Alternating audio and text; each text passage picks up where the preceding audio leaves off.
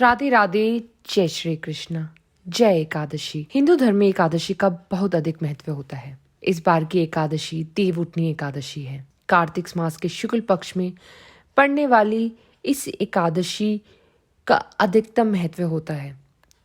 इसे देवोत्थान एकादशी यानी देव उठनी एकादशी और प्रबोधनी एकादशी आदि के नामों से भी जाना जाता है।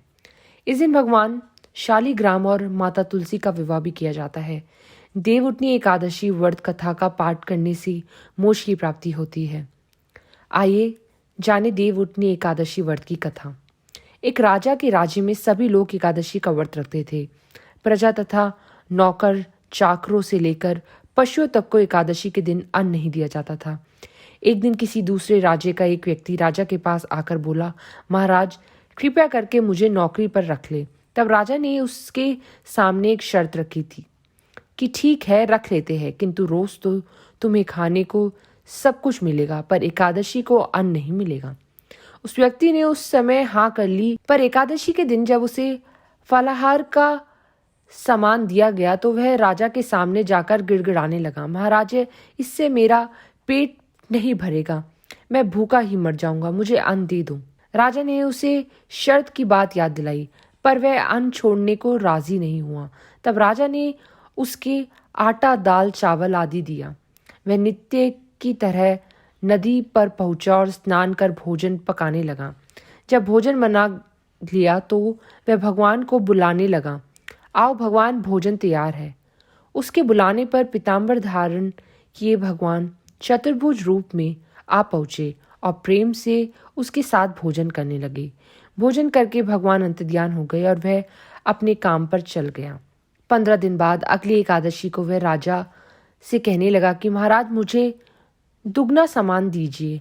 उस दिन तो मैं भूखा ही रह गया। राजा ने कारण पूछा तो उसने बताया कि हमारे साथ भगवान भी खाते हैं, इसलिए हम दोनों के लिए यह सामान पूरा नहीं होगा।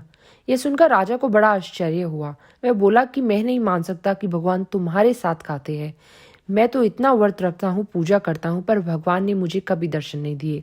राजा की ये बात सुनकर वह बोला, महाराज यदि विश्वास ना हो तो साथ चल कर देख ले। राजा एक पेड़ के पीछे छिप कर बैठ गया। उस व्यक्ति ने भोजन बनाया तथा भगवान को शाम तक पुकारता रहा, परंतु भगवान न आए। अंत में उसने कहा, हे भगवान यदि आप नहीं आए तो मैं नदी में कूदकर प्राण त्याग दूंगा। लेकिन भगवान नहीं आए।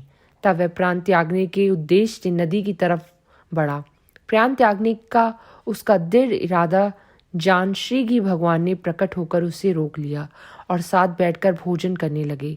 खा पीकर वह उसे अपने विमान में बिठाकर अपने धाम ले गए। राजा ने सोचा कि व्रत उपवास से तब तक कोई फायदा नहीं होगा जब तक एक मन में शुद्ध धारणा ना हो।